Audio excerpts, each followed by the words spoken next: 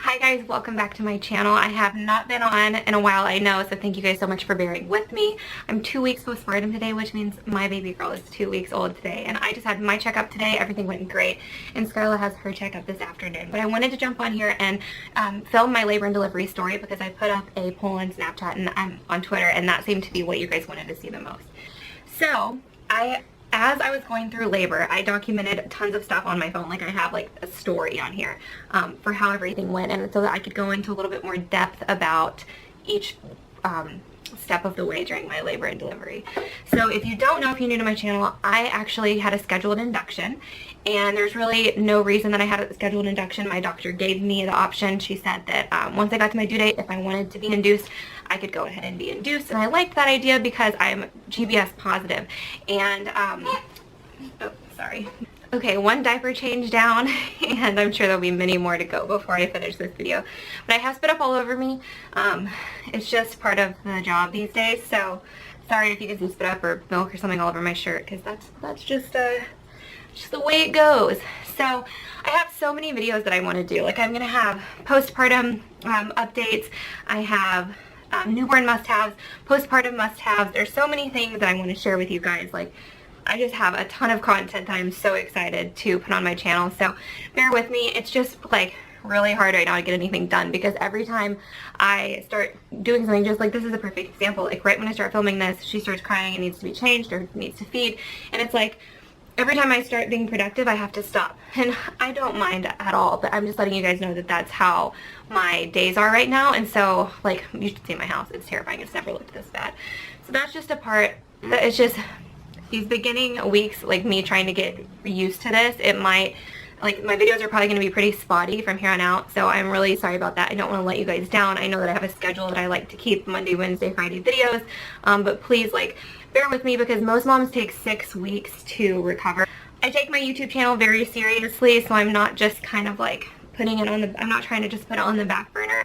I know how important it is to stay up with my schedule, so I appreciate everyone who's been really supportive of just the way things are going right now.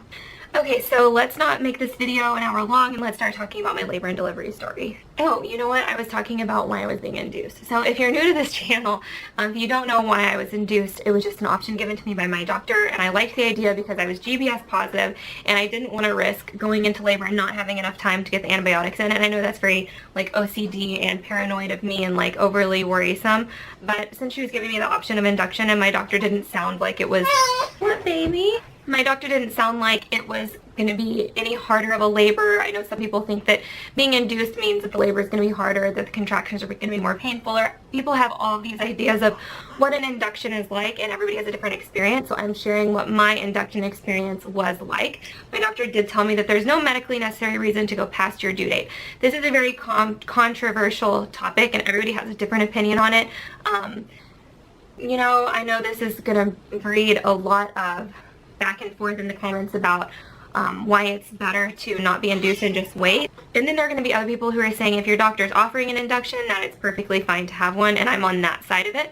I'm not coming on here to say that one way is better than the other. This is just what I chose for my pregnancy, and everything ended up going perfectly, so I'm just going to share my experience with you. We checked in on June 13th, which was my due date. We checked into the hospital at 10 p.m.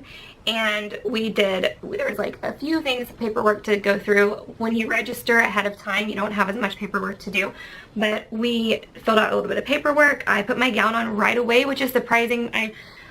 I wasn't expecting to like fully like gown up and get my IV in like right when we got there, but I did. I don't know why I wasn't expecting that. They're going to put Cytotec in my cervix to basically expand, to dilate me.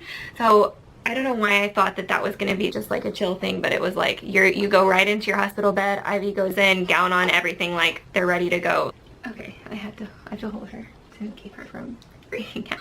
So they put your IV in right away. They start pumping fluid into your body. So basically the fluid that they're pumping into your body is to keep you hydrated. It's basically just a bag of water that goes into your IV, and they continuously do that throughout the process. It was at 10 p.m. So at midnight, they put in the Cytotec. I think that's how you say it. I think she said it was half of a tablet they put on your cervix, and it helps you dilate. She checked me, and I was only 50% effaced, which is what I was for like 2 weeks before I wasn't dilated at all at this point. At 12:30, I knew I wasn't going to be able to sleep. She told me that I could get some medication for sleep, and I knew I wasn't going to be able to because I was so excited. It was like Christmas morning, you know, like there's no way. They say get rest. Like for me, there's no way. Like I get too excited. So at midnight they gave me, at 12:30 they gave me Ambien. Trying to sleep was actually kind of painful. I started having contractions very quickly after they put the Cytotec in. And for some reason, it was just painful. Oh, and not to mention I was still heavily pregnant. So trying to get comfortable in the hospital bed when you have like a blood pressure monitor, an IV, you have all these cords attached to you. That was the most annoying part of the whole thing, was that I felt like a puppet because I had so many cords and IVs and just stuff attached to me. It was like insane. I just could not find a way to get comfortable. Laying on my side was not comfortable. Like laying on my back was a lot of pressure. So it was just, sleeping was almost impossible in the hospital. At 5:30 a.m. on June 14th, the following day, they were going to do another dose of the Cytotec, and I think because of the way that my contractions were going, they decided to cancel it. They said they did not need another dose of the Cytotec. It was just working really well, and that was at 5:30 a.m. At 7 a.m., I got an epidural. So some people were saying that I was not in pain, that I shouldn't have got an epidural so soon. But let me tell you something. When you're laying in that hospital bed and you can't get comfortable and I was already starting to have contractions very quickly after they did the Cytotec. So that was at 10 p.m. I didn't get an epidural until the next morning at 7 a.m. So I went 9 hours without an epidural of having contractions. So it doesn't matter whether the pain is extreme or not extreme. There's no point. The way that my doctor put it was that she said there's literally no point if you're in pain, and you can get the epidural, because I could get it all the way at 1 centimeter. And let me tell you, there's a reason that the doctors say you can get an epidural at 1 centimeter. If you're already planning on getting an epidural, why are you going to wait until you're in excruciating pain to get it? Also, it took an hour for the anesthesiologist to come in to give me the epidural, because there's a line ahead of you and there was a shift change and it pushed things way back. So that was another thing that people were like leaving all these comments about, like, why would you get an epidural so soon? And I'm honestly glad that I did, and I'll tell you why. Here's another reason I'll say right now. When they check you, it does not feel good. It hurts when they check you to see how dilated you are, how phased you are, depending on your pain tolerance. You might have a really high pain tolerance, but I do not. At that point, when I got the epidural, I was in between 1 and 2 centimeters dilated. At 7:30 a.m., here's another reason I was happy that I got the epidural. They decided to do a balloon, which is where they put a balloon in your cervix to help it dilate, and put a catheter in.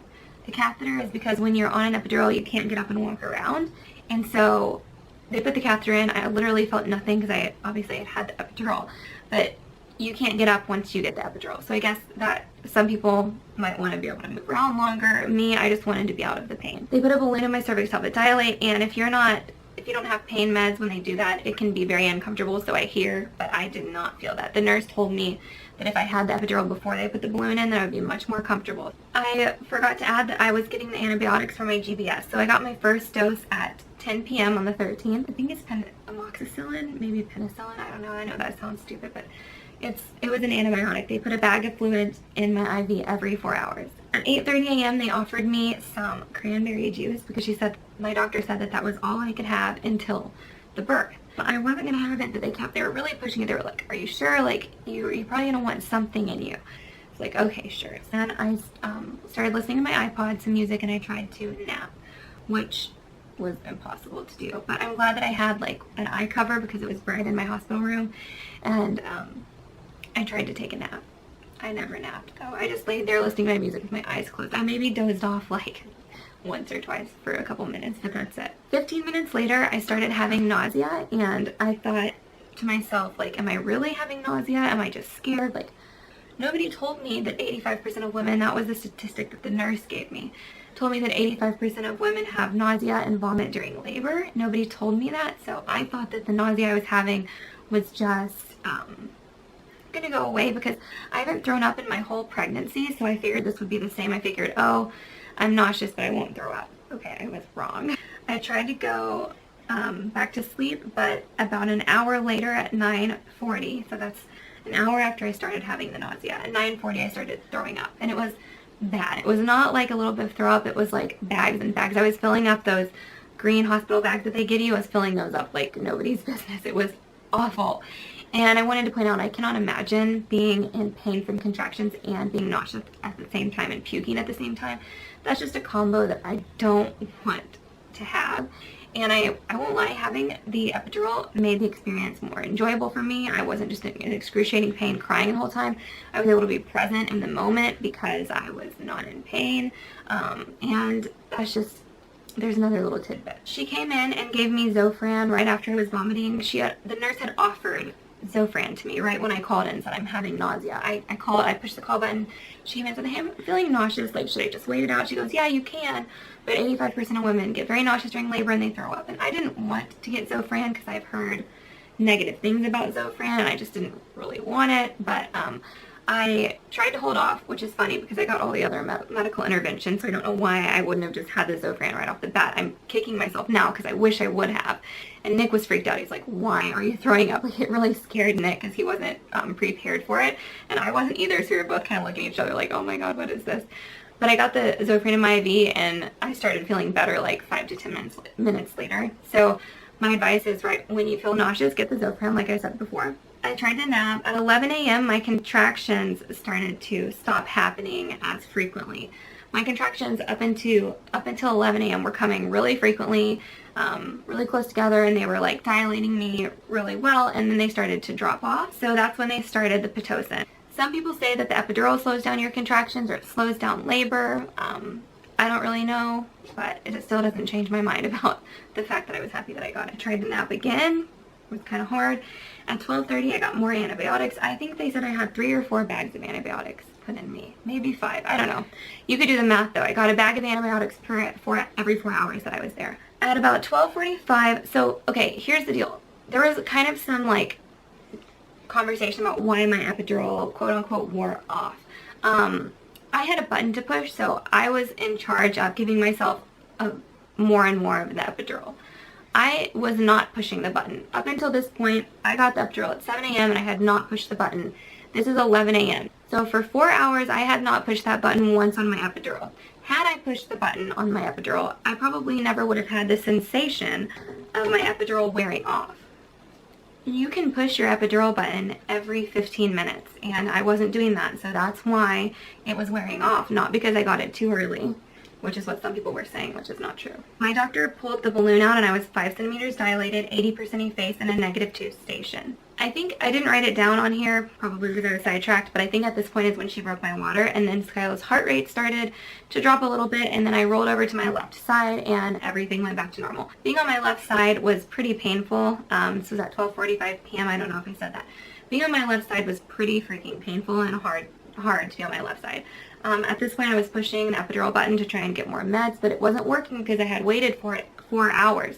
So the anesthesiologist had to come back in and he put another dose into my IV right away, like probably just a larger dose than what I could get with pushing the button, because if you can push the button every 15 minutes, like the extra dose that they're going to give you probably isn't as big as what the anesthesiologist came in and put into my IV.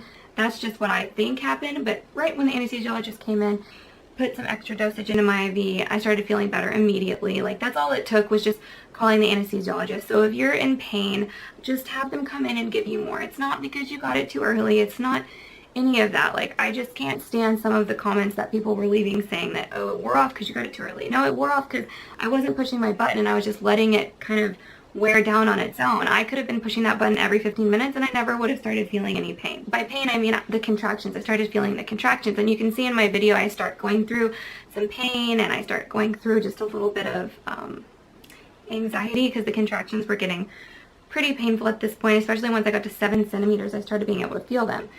After the anesthesiologist put the extra dose into my epidural, before he got there, I was pushing that button every 15 minutes. So I was already giving myself a ton of doses. So that mixed with him giving me extra made me like completely numb, like beyond numb. So my whole lower half, like I couldn't move my legs. That's the one thing that I didn't like about the epidural, was that I couldn't feel my legs and I couldn't move my legs. Oh, you guys probably want to know about getting the epidural, how that experience goes. They say it takes about 15 minutes. It didn't feel like that. I felt like the time went by pretty quickly when they were giving me the epidural. It didn't seem like that long. He gave me a local anesthesia shot. I've had them before because I've had like little spots on my body that were cancers, like skin cancer.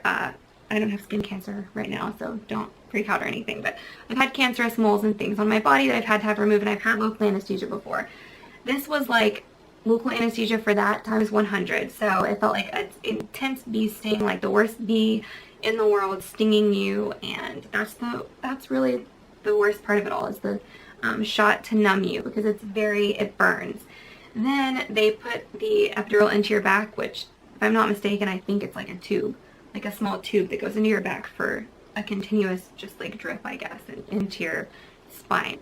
And that did not feel good. It was pressure. I could feel it going in. It wasn't like pain, but it was pressure. And then once they started putting medication in, it burned at first.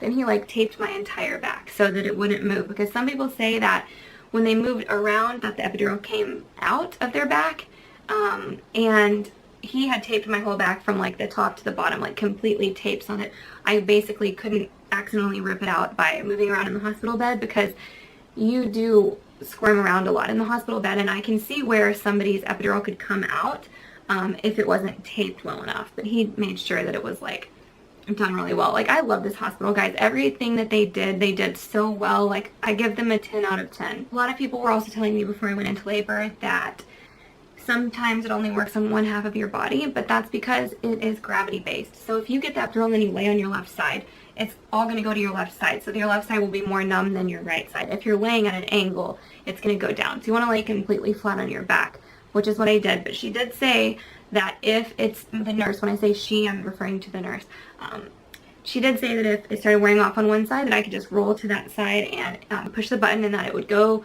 and numb the side that was in pain. So there's another tip for you.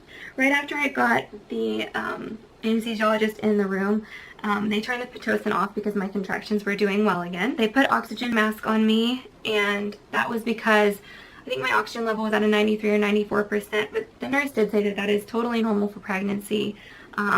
A lot of women, like, there's just no room for your lungs to really expand the way that they should, and some women just teach themselves to not take as deep of breaths, and you just get less oxygen. So it wasn't any big deal like some people thought it was.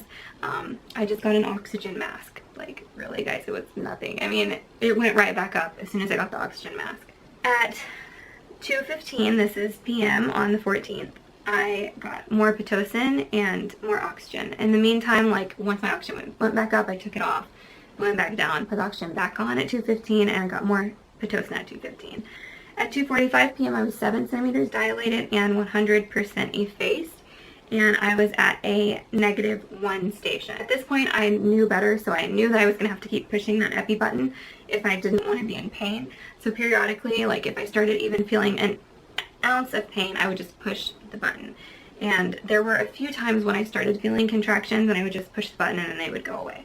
At about 3:15, my teeth started chattering, and this is like when you're transitioning into actual labor. Some women get the shakes and their teeth start chattering, and that happened to me, and it also really freaked Nick out because he wasn't prepared. 3:30, my oxygen started going down again, so I had to put the oxygen back on. So I had asked for the anesthesiologist to come back at 12:45, and he didn't come back in until 3:45. So that's 3 hours that it took him to get back to my room. When I was reading the story, I wrote at 12:45 that I had called the anesthesiologist, and I just assumed that he had come right away, but when I'm looking at my timeline right here, it says he didn't come back till 3:45. So in the meantime, that's when I was pushing the button just continuously over and over, trying to get some pain relief, and it wasn't working.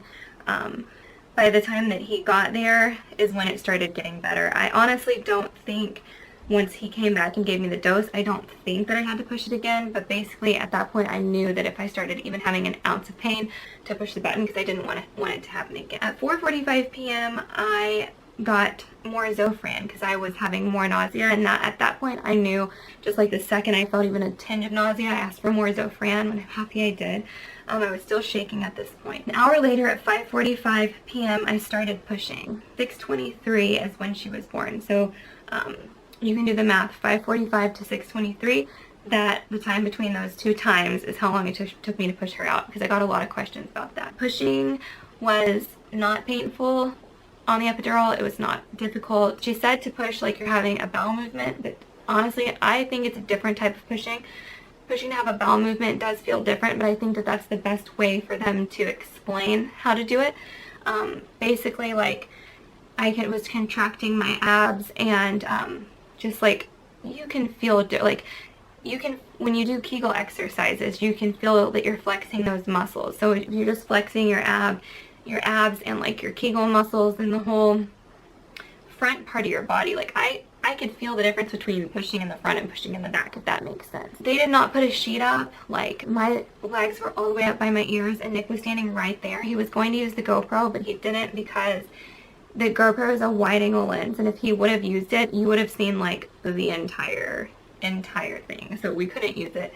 We didn't really know what it was going to be like. He could have stood behind me and looked down, but he really couldn't have, because he needed to pull my right leg up, because the nurse, well, no, the nurse wasn't pulling my left leg. I was pulling my left leg, and Nick was on the right side pulling my right leg and like helping me pull my neck up towards my chest, because you have to put your chin towards your chest, pull my neck. He was helping me put my chin to my chest and push. You'll know, like, when you're pushing, like, I felt like it felt natural to push. The doctor said I did really well. It took me about 45 minutes to push her out, and for a first-time mom, she said that was really good, and she said she was really proud. I didn't feel like I was pushing for that long. I felt like it went by really quickly, because you push when you have a contraction, so you have to wait a little bit between pushes. As soon as she sees a big contraction coming on, you push. Right when she was born, she had a meconium situation on the way out, so that means she pooped on her way out, and she inhaled amniotic fluid, and I don't think amniotic fluid has blood in it, so she must have inhaled some blood as well, because I saw the tube when they sucked the amniotic fluid out of her lungs, and there was like, it looked like there was some blood in it, but she was kind of far away from me. But they put her on my chest for a split second, like you guys saw in the video, and I thought we were going to do skin to skin right away, but we couldn't, because they took her away to pump out the amniotic fluid out of her lungs. So Nick got to actually really hold her first, which it doesn't seem like in the video. But when they took her, like, not only did they pump out the amniotic fluid, they also weighed her, they did her footprints. Like, I was laying on the hospital bed while they were stitching me up, because I had a 2nd-degree tear. They were stitching me up, and I was laying on the hospital bed watching Skyla to my left and watching them do all this stuff to her, and watching Nick, and I was freaked out, because I was like, I've seen all these birth vlogs, and I was like expecting to get to hold her right away, and I didn't, and it was scaring me.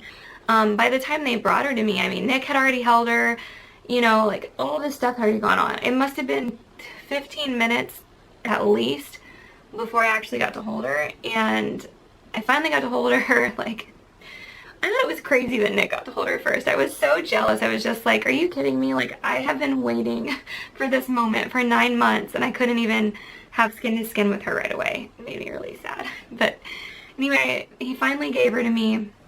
We did skin to skin, and then she breastfed right away, and she did so well. She latched right away. Someone also commented in my last video, like, oh, you're not special. Babies all latch right away. It's a normal thing. But some people told me that not all babies do latch, and not all babies do breastfeed well. So I felt like I was really impressed with her, because she latched right away. She's been breastfeeding right away. She got a pacifier like day 3, and she never had any issues with breastfeeding. I was not the first one to give her the pacifier. A nurse gave it to her in the middle of the night when they took her for some sort of testing. They took her out of my room and gave her a pacifier, and I found it in her bassinet, and I was like, are you kidding? Because I wasn't going to give her a pacifier until 4 weeks. Anyway, I digress, but she's had a pacifier ever since then, and it hasn't interfered with breastfeeding.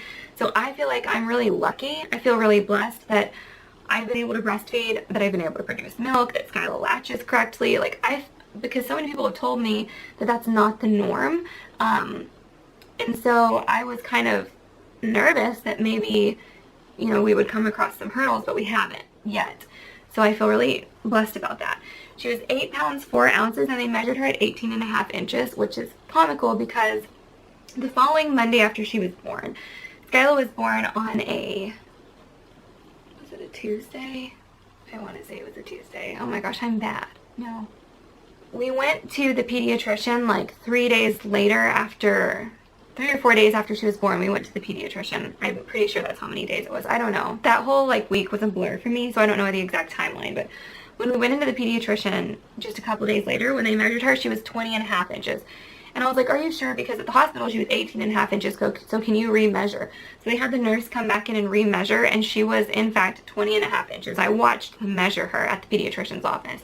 So she was measured wrong at the hospital, and her birth certificate says 18.5 inches, or I don't think that goes on your birth certificate. Does that go on your birth certificate? Her birth announcement, or like the little thing that they give you that has all of their info on it, that says 18.5 inches. But she was really about 20.5. So they don't grow 2 inches in like 2 or 3 days. On to the tears. I had 2nd-degree tears, which means that I tore through the tissue and the muscle in the perineum, which is kind of like at the bottom of the vaginal area.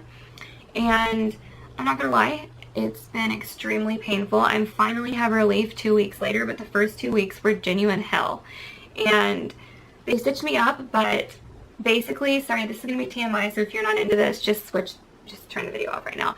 But basically, this is, like if this is your hymen, it tears right here.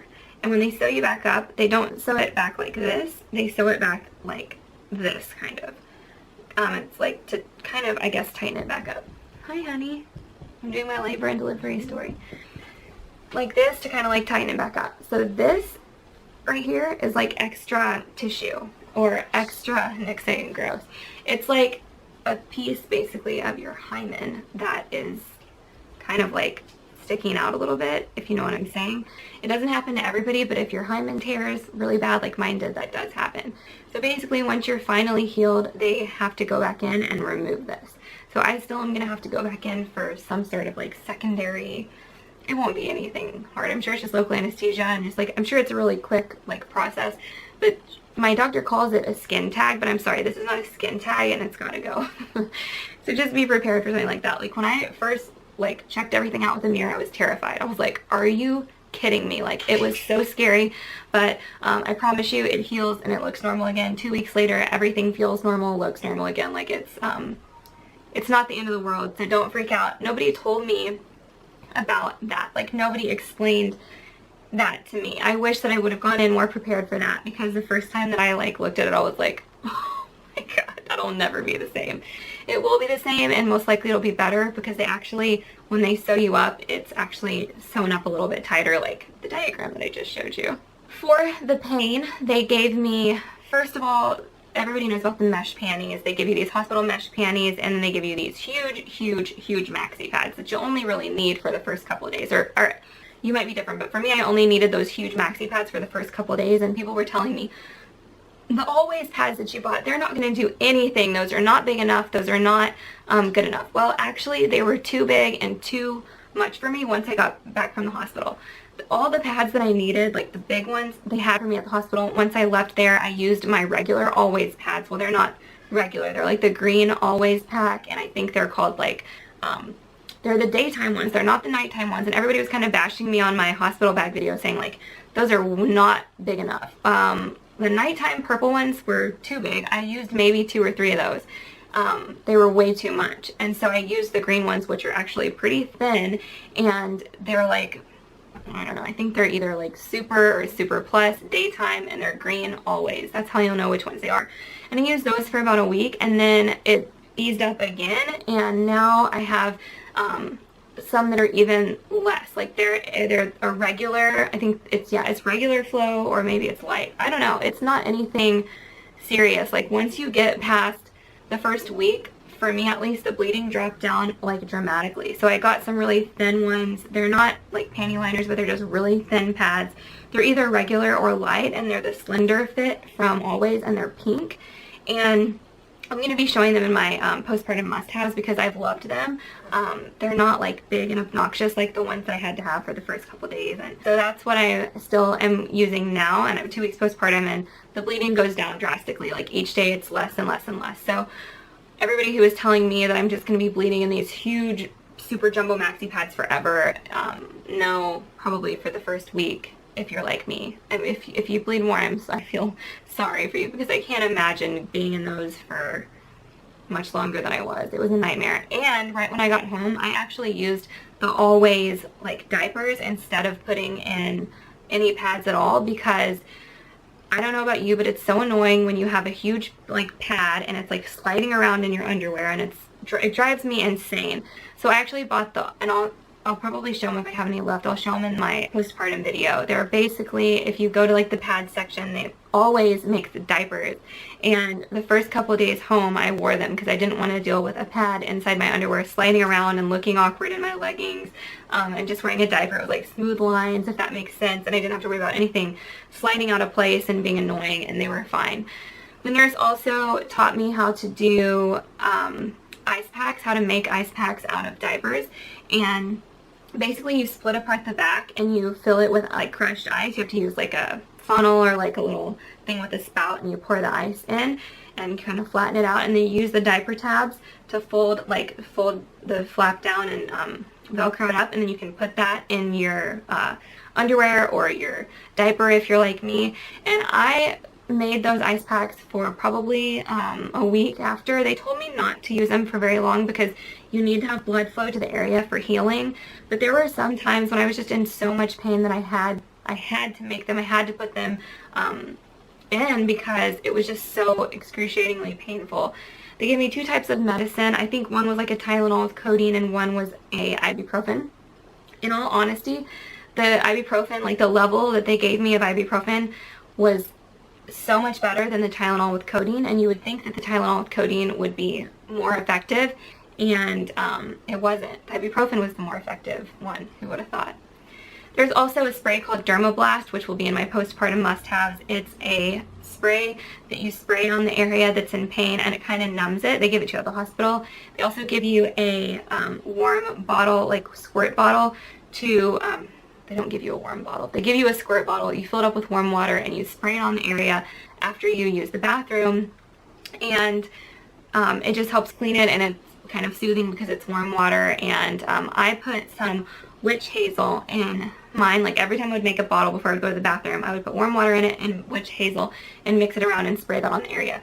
They didn't tell me to do that at the hospital. My mother-in-law had just bought me a bottle of witch hazel, so I just took it upon myself to do that. I don't know if it's like good for you to do that, but I did it and I feel like I healed really quickly, so it worked for me. What else? Oh, and they gave me Tux pads, and so sometimes I would just like put them on the area that was in pain. They're really like soothing and cool, and I would just put them there and kind of like leave them there. Instead of using them as like a wipe, I would just put them on the area and like let it soak. About a week and a half postpartum, so not that long ago, not very many days ago, I thought that I was having getting an infection because I was having some like weird discharge. I thought it was out of the norm. It was kind of like yellowish, greenish, and I was freaked out. I thought that I had an infection. I went in and she said that the pH balance was probably off because of all the stuff that you have to, you know, put down there to help doctor your wounds. And she gave me an antibiotic that I've been taking. Ever since I started taking that antibiotic, like my pain has drastically gone down. So I think that I did have somewhat of an infection, or I guess the pH balance must have been way off, because after a few days on the antibiotics, I guess it could be a coincidence, but my pain level went drastically down. It takes about 6 to 8 weeks for your belly to fully go down. I hated the Belly Bandit that I bought. I bought the original Belly Bandit, and it's so annoying. It creases. It's just so painful. Or not painful. Painful is the wrong word. That's dramatic. It's uncomfortable and annoying, and it creases, and it looks awful under your clothes. So Belly Bandit is actually sending me one that they think that I would like better. And it's also in a size small. I had ordered a size medium, and at first I couldn't even get it around my belly. Like the day after, like the first 2 days after I gave birth, I couldn't even get the thing around my belly. But now I guess it's already too big. 2 weeks later, it's already too big. So they are sending me a size small in a different kind. So I'll let you guys know if it's better. But it's just so binding. I just couldn't do it. I'm like it was claustrophobia for me. And sitting in it is uncomfortable. It wasn't worth it to like tuck my pouch in. I was like, I'd rather have a pouch than wear this thing every day. I have been exhausted, obviously, because I have to be up every 2 to 3 hours with Skylar when she wakes up at night. She does better every night, but she wakes up pretty frequently to feed and be changed, and so I have just been so tired. Like if you follow my snaps, you just know that I've just been so run down like a zombie. Since Skylar was 8 pounds 4 ounces, they needed to test her blood sugar before I fed. Like for the first day, they had to do 3 blood sugar tests to make sure that her levels were normal and that her blood sugar wasn't going down because she was considered a big baby. Her blood sugar was totally normal, but that is testing that you might have to have done if your baby's over 8 pounds, I think. The day after I gave birth, I fully peed my pants. So don't be surprised if you pee your pants because you kind of lose control of the area for like a couple days after you give birth. While I was in the hospital, I felt like I was coming down with something, and I think it may just be the hospital air is dry or something. That's what they told me. I think the nurse said the hospital air is really dry, and it can make you have a sore throat and feel like you're coming down with a cold, and that's what I was feeling. Like my throat started to hurt. It was kind of stinging when I would breathe, like throughout here, like basically what it feels like when you're getting a cold or really bad allergies. And I was getting a headache, and I thought that I was getting sick, and I was so worried. But once we came home, I started feeling a lot better. Whenever I started breastfeeding at first, I was having a lot of pain during my breastfeeding, and it was like, basically I would get these blisters and I think it's just, for me, it was just in the beginning of my like nipples transitioning and like learning that they're going to be sucked on every 2 to 3 hours, but like I was getting blisters, and it also could be from an incorrect latch, because they need to like latch over your whole like areola and not just the nipple, because if they latch just onto the nipple, it's going to cause a lot of pain to your nipples. So like it needs to be like this type of latch instead of this type of latch, if that makes sense. And so I was having a lot of pain at first, and I was putting the Medela like pads on, or like the gel soothe pads from Medela, and you have to wash off your nipple after you use them before you feed. But even though I was doing that, it was still causing her to not want to feed, because she could either smell or taste the adhesive or whatever is on those gel pads. She could taste it, and it was kind of deterring her from eating. So I stopped using them, and now I only use the like what is it, lanolin. I only use the lanolin like cream, and you don't have to wipe that off before feeding, and she doesn't have a problem with it. So just keep that in mind if you use those gel pads. If your baby stops latching, that could be why. My very last thing to tell you about my labor and delivery is someone wanted to know about what delivering the placenta was like. For me, since I was on an epidural, I didn't feel anything. I felt a lot of warmth, but that was all I could feel, which is, I guess, the placenta coming out. Felt warm. I didn't have to push. My doctor basically just pulled it right out. That was my experience. I hope you guys like this video. I hope that I cleared some things up for you guys from the labor and delivery video, the birth video. If you have more questions, just leave them below and I'll read through them before I do my postpartum videos and my newborn must-have videos. Another thing, I guess the one last thing I wanted to say before I got off, was that in the end of my video when Nick said, are we going to get a baby on board sticker? I laughed and said no, because when I had asked like friends and family members, or like when I had asked people like, why do people have the baby on board sticker? Is that, you know, what is that for? A lot of people would either say they didn't know, or they would say that it was to prevent road rage. So I didn't really know that there was like an actual reason behind having the sign. So I kind of laughed it off when he said that. A lot of people commented on that video and said that it's because if you have that sticker on your car that says baby on board, that if you get into a crash, the first responders will go to your car first. So as soon as I heard that, I went out and bought one right away, because that's super important. But I didn't know that, so don't attack me for not knowing that. I just wasn't aware. I just wasn't informed. Nobody told me that. I think that it should be more well known that that's what it's for. I wish that somebody had told me that sooner. I also ended up moving her car seat from the middle seat to the seat behind the driver's seat in my car. Obviously still rear facing, because you have to have a rear facing car seat for infants and newborns. But I moved it over there so that I could put it onto the latch system, because I feel like the latch system is more secure.